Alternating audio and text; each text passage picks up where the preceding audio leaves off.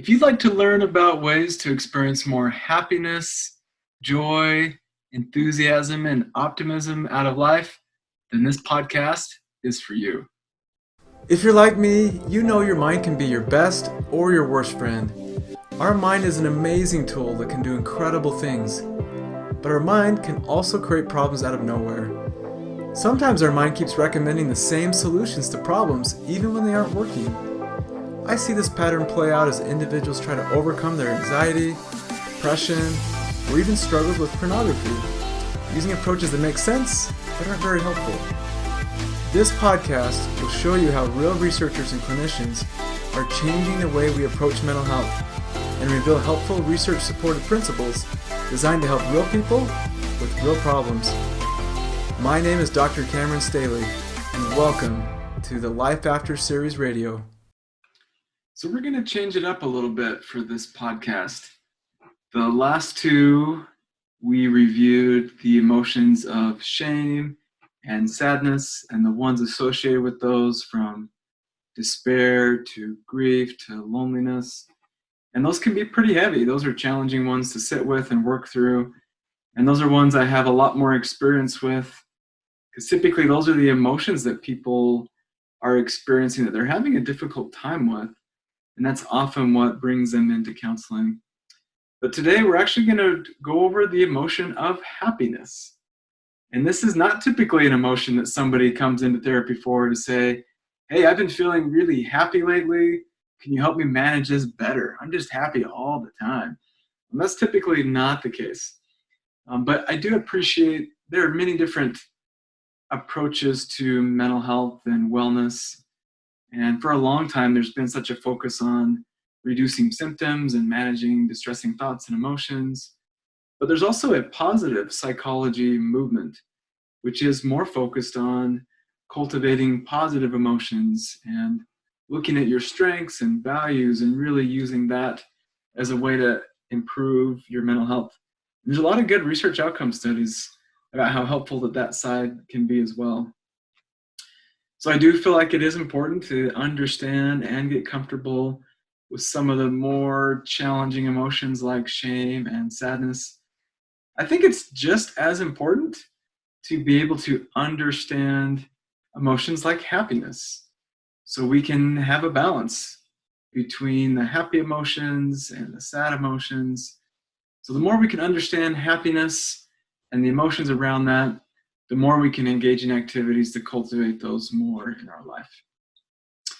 So as a review, this is coming from dialectical behavior therapy, Marsha Linehan's work from her module on emotion regulation.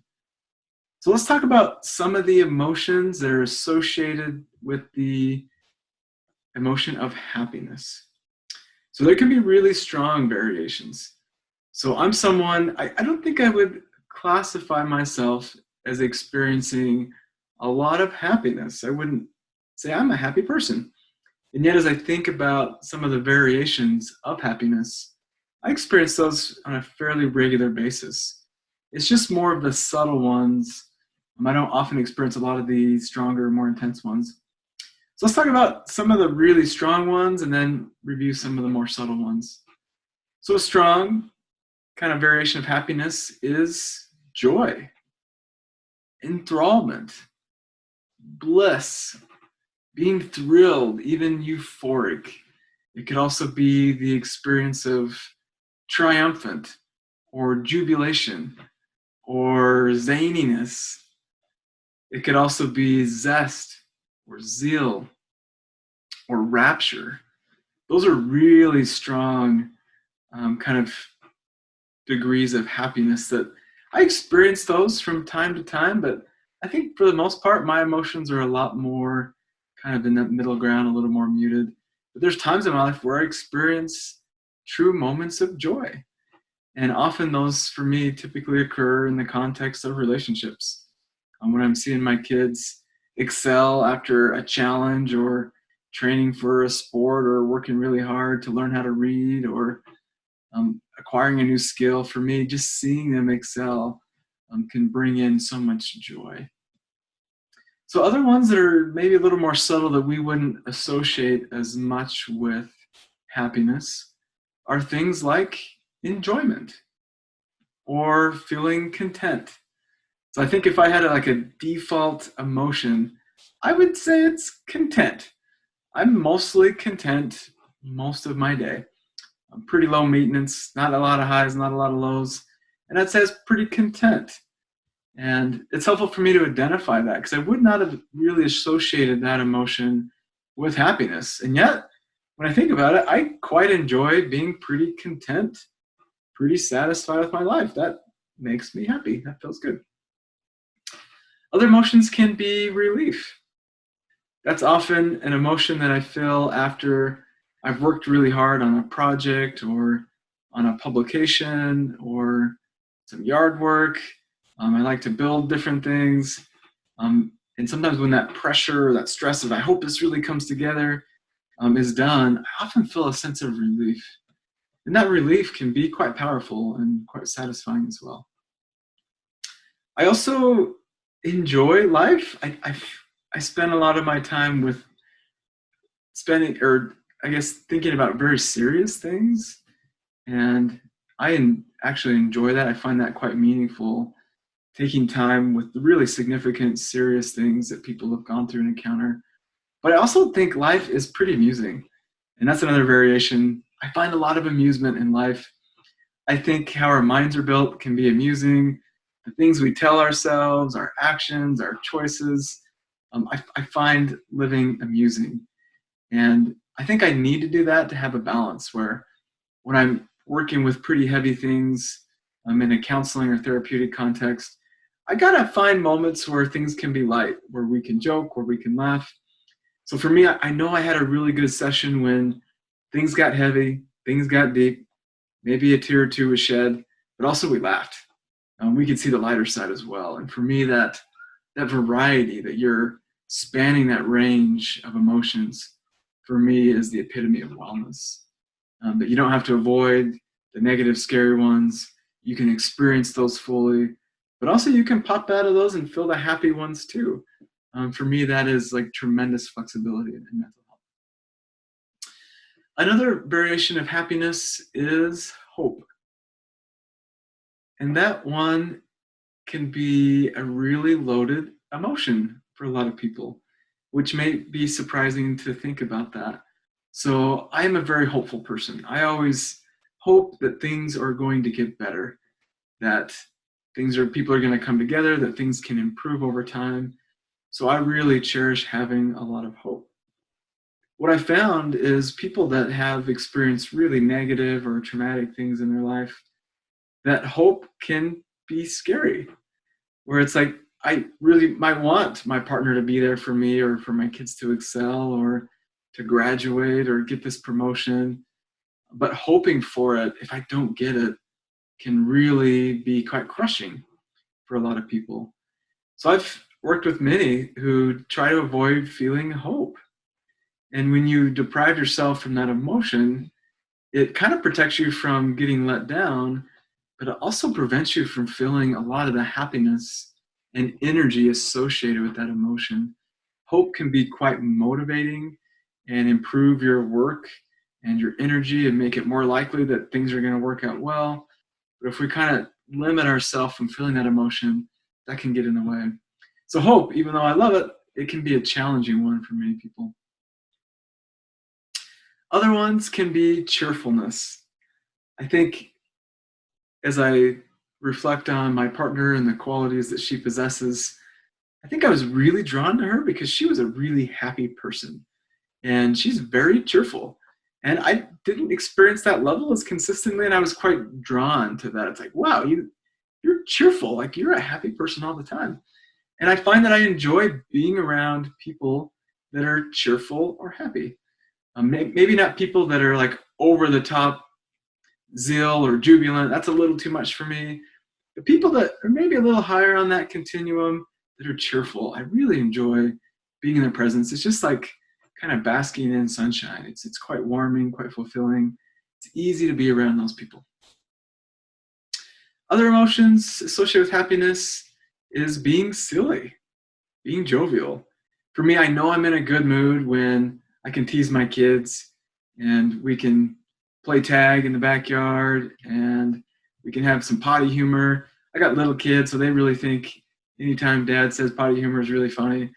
My partner doesn't think it is as funny, but I really enjoy it. For me, just being goofy, being silly, joking around, that's one of my favorite ways to connect with people. I really like having deep, genuine, intellectual conversations that are connecting, but I also just like teasing people. I like joking with them. So people that don't know me as well might be like, wow, you're pretty sarcastic or teasing me quite a bit. And I tend to only tease people that I feel quite safe with, that I have a relationship with. So unfortunately, that's my close friends and family. They probably get my harassment a little bit more than other people. If I don't know somebody as well, or I don't feel as secure with them, I'm probably not going to be as jovial, as silly, kind of goofy with them. But for me, that brings about a lot of happiness. Delight is another one. So I've noticed a lot more moments of delight during this pandemic where we've have less access to certain things and we're restricting how often we're going shopping for food. So every time we do go shopping, so we try to go like twice a month. So we try to get good fruits and vegetables, and then we eat those pretty quickly. But when I see a bunch of bananas sitting on my counter, my emotion is delight. I'm just like, wow, what a delicacy. There's some bananas that I can eat, and then they last for a couple days because we're so excited to see bananas. But I'm starting to cherish those moments of delight where it's like, oh, I can just stare at that banana on my counter, and that looks wonderful. I'm so grateful to have access to a banana, and that's wonderful.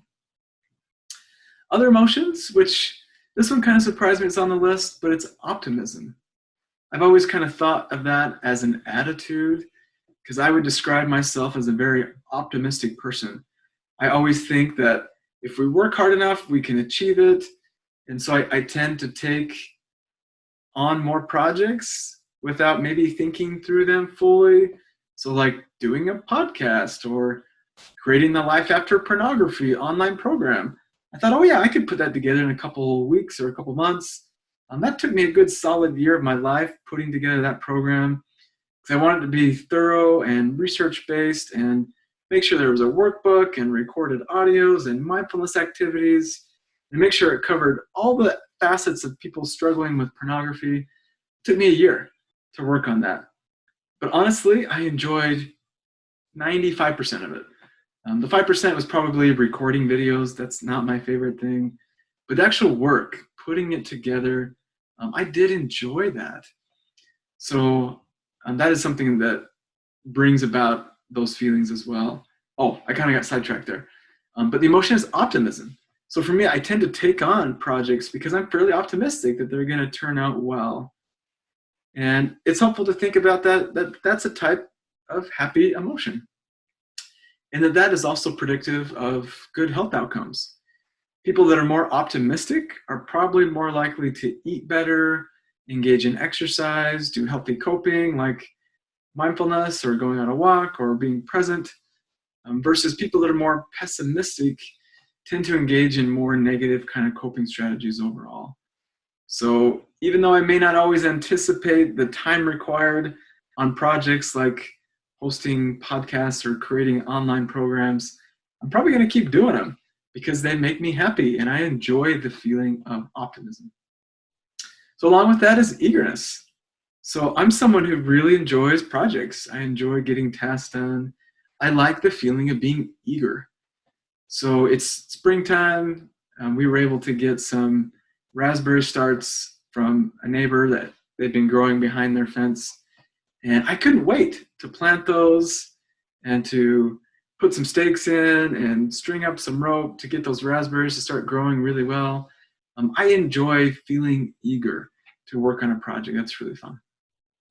So along with that, pleasure is a type of happiness. And you can derive pleasure from all kinds of sources, from interactions with relationships, physical pleasure, from eating to sexuality, to enjoying accomplishments with projects. The pleasure very much is a happy emotion.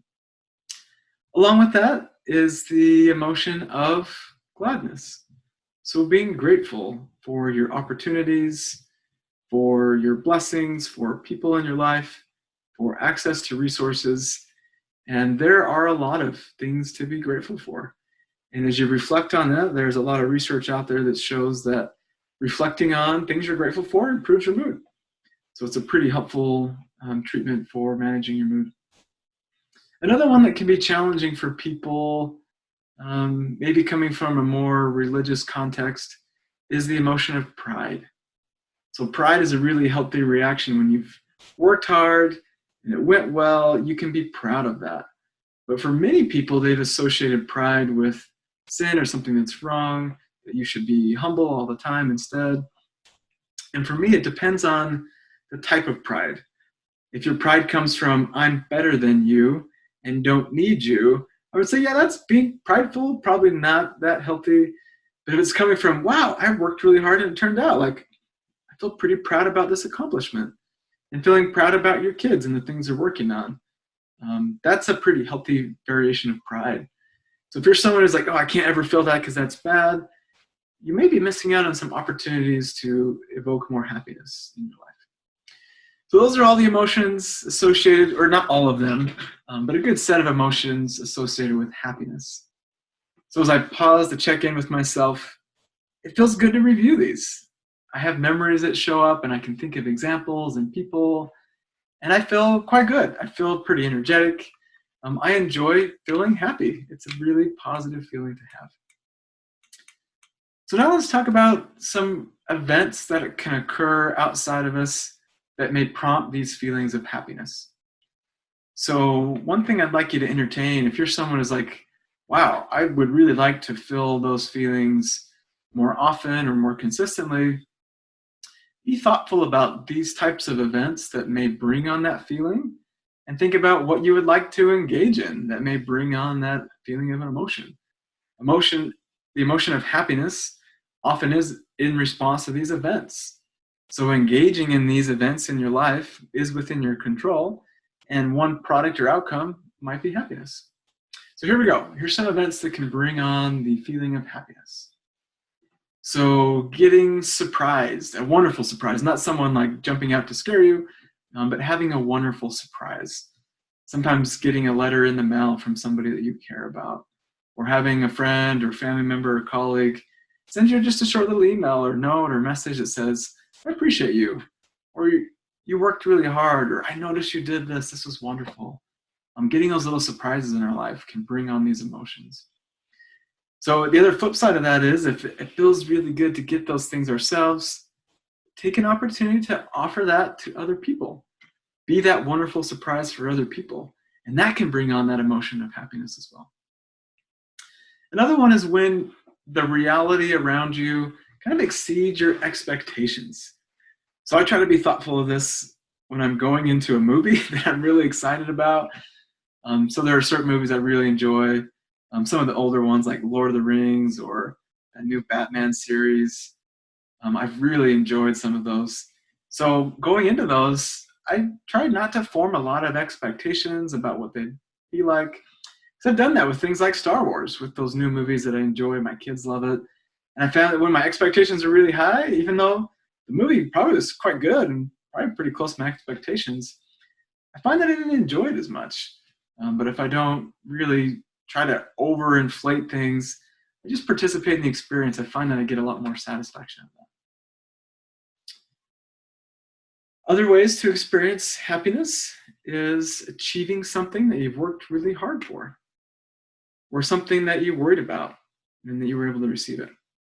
So this could be working on a project, or reaching out, forming relationships in your life. This could be constructing something new around your home or in your yard. So anytime that you work really hard and things work out in your life, it can bring out those emotions. So think about things that are really meaningful for you, and just pursuing those in and of themselves can bring in a lot of intrinsic meaning and value. But also upon completion of those, it can be quite fulfilling and satisfying. So being successful at tests, achieving that desirable outcome, Also, other ways that we can receive these feelings of emotion is when people respect you or praise you or compliment you. And I found that many of us struggle with receiving compliments or praise. We're a lot better at receiving criticism, and I don't mean that as a compliment, where it's like somebody says, you didn't do that very well, and we fixate on it. We ruminate about it. We think about it all the time. It's like, gosh, I got to make that better. But often when someone says, you did this really well, like, I'm impressed. I wish I had that talent or that ability or that drive. We often kind of keep that from a distance.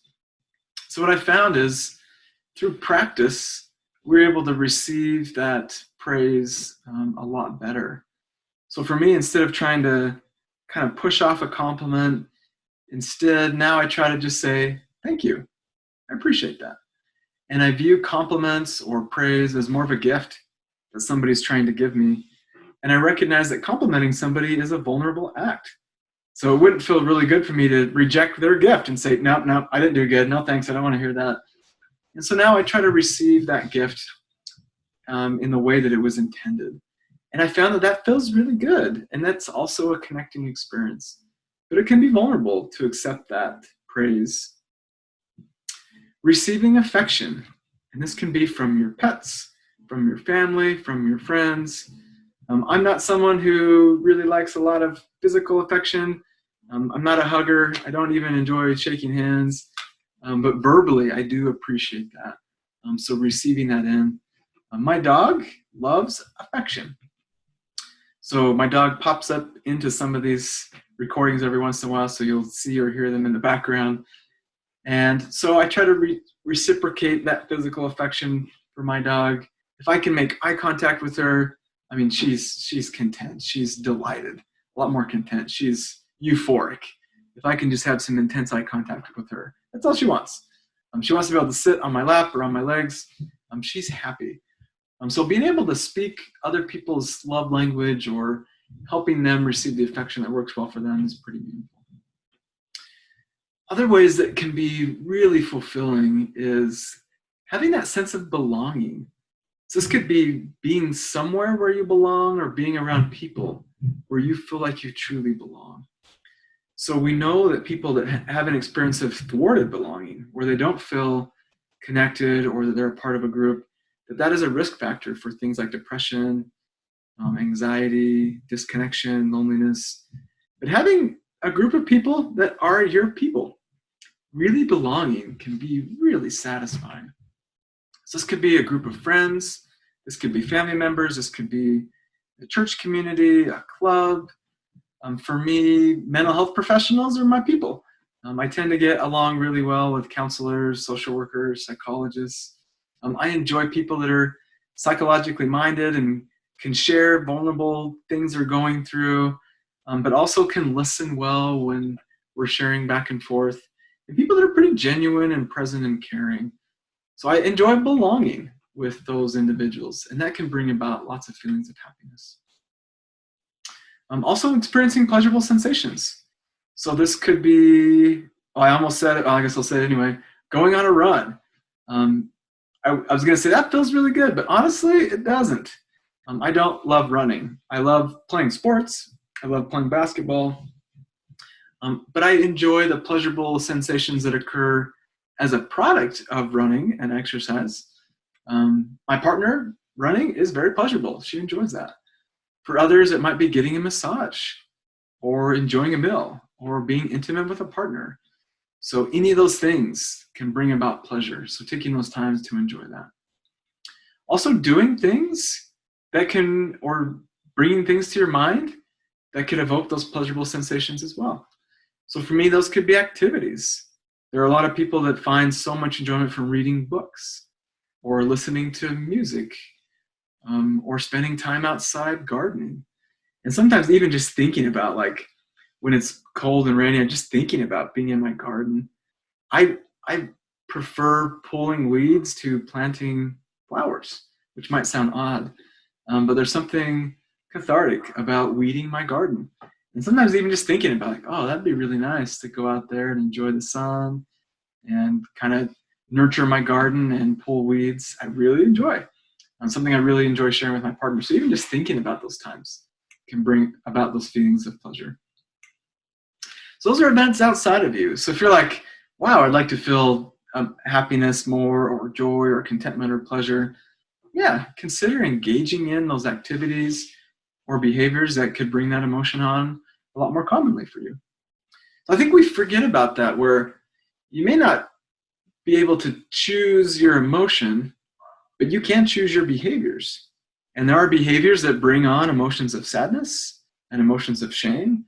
There's also behaviors that bring on emotions of happiness and joy. That part is within your control. So one of the treatments that we do have for depression, they call it behavioral activation, where one of the hallmarks of depression is you might not find interest or joy or pleasure in things that you used to like. But the treatment very much is this, like, start doing those things that you enjoyed, and over time, those pleasurable emotions will catch up. So if you love playing music and love playing the guitar and now it's not doing it for you, you actually set goals to pick up your guitar and play. Even though initially it may not bring about a lot of happiness or joy, but the more you do that, those emotions will start to catch up. So that is part of it. We can't choose our emotion, but we can choose our behavior. And those behaviors can impact the emotions that we experience.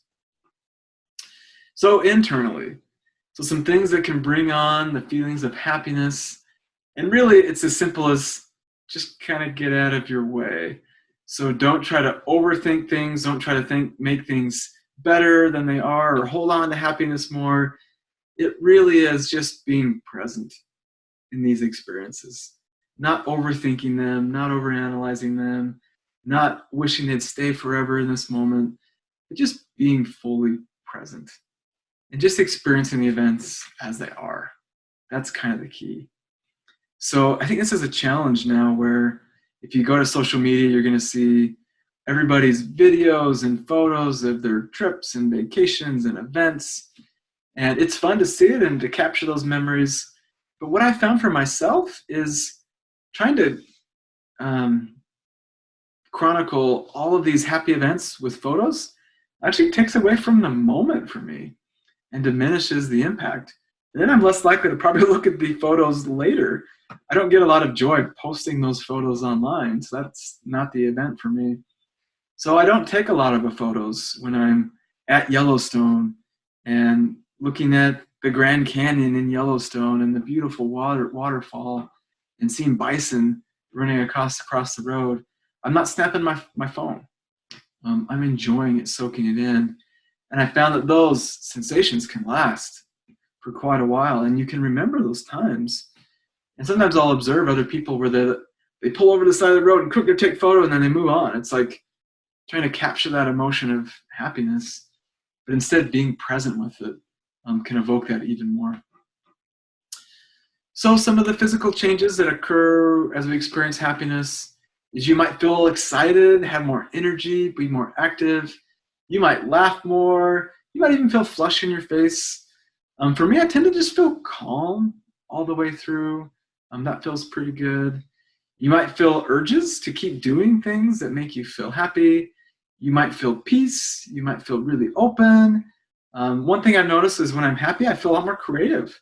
I'm a lot more likely to sit down and sketch something or work on a project. So all those things are some of the physical changes associated with happiness. And then we also express this emotion. So you can see happiness in other people, but also in yourself. So if you're smiling more or have a kind of a bright face or kind of bouncy or bubbly, and you can see this with my pets. Like when I grab that tennis ball and get ready to throw it, my dog is just hopping like a bunny. It's like, that is just pure happiness, pure joy. It's fun to see that. Sometimes my kids, they just can't contain themselves. They're just bouncing. They're so happy. Wanting to share this feeling, being silly. Kids are really good at that. And then adults kind of lose that. But being silly is really important. And it's a great way to express these feelings of happiness, but also a way to maintain them and have them go along even more. For other people, when they're happy, they want to hug other people. And that's cool for them. I'd say do it if that's another consenting person. For me, I'm not a hugger.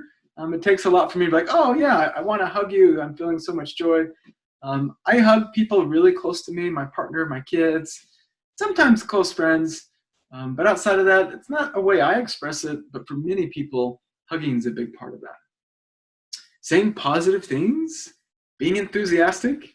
I keep noticing my voice, like I'm talking really fast and I've got a lot of energy and it's pretty high and I'm talking a lot. Yeah, those are all expressions of sadness. And then sadness, it has after effects, just like sadness and shame. So some of the after effects of happiness, they're quite wonderful, where people tend to be more courteous. You might be more friendly, maybe a little bit more outgoing. You might see opportunities to serve other people or to be nice to them. You might see the bright side or have a more positive outlook. You might be less annoyed or worry a little less. You also might start to remember other times in your past where you felt joy, where you felt really good. So it can go in the past, but also in the future. You might be pretty excited about what comes next. And so that's something that I've experienced where I'm not a morning person for different reasons, but I do get up and I actually really enjoy going to work. I get excited to meet people, even though they're probably going to talk about difficult things, challenging things. I'm excited to engage in that. I enjoy that connection. I get a lot of fulfillment and a lot of meaning from that. But also I like working on projects. I like learning new things. So even today, I came across a couple new articles on the intersection between sexuality and perceived addiction to things like pornography. And there was a whole special edition that had a series of articles from some amazing researchers. And I was super excited. I know that's pretty dorky, but that's an area that I've researched myself, that I work quite a bit in a clinical context with. That first Life After Pornography program I put together was based on that intersection between sexuality and religion. And so just seeing that, I'm like, oh boy, I can't wait to read that. I even thought like, oh boy, tonight I'll probably have some time. I could sit down and read those journal articles. So I enjoy that those things can bring on that happiness. So when I'm feeling good, it helps me see the future in a brighter light, but also it helps me think about the things in the past that have gone pretty well. The flip side of that is when we're sad, it does the same thing. It's like, yeah, we remember the sad times and the future looks pretty gloomy too. So if you're someone who has been struggling with lots of feelings of shame or sadness or grief, some of the emotions we've reviewed in the previous podcasts, take some time to think about the people in your life, events around you, situations, memories, hobbies, activities that you could spend more time with, that you could engage in, and start to set a goal to engage in those activities more consistently in your life.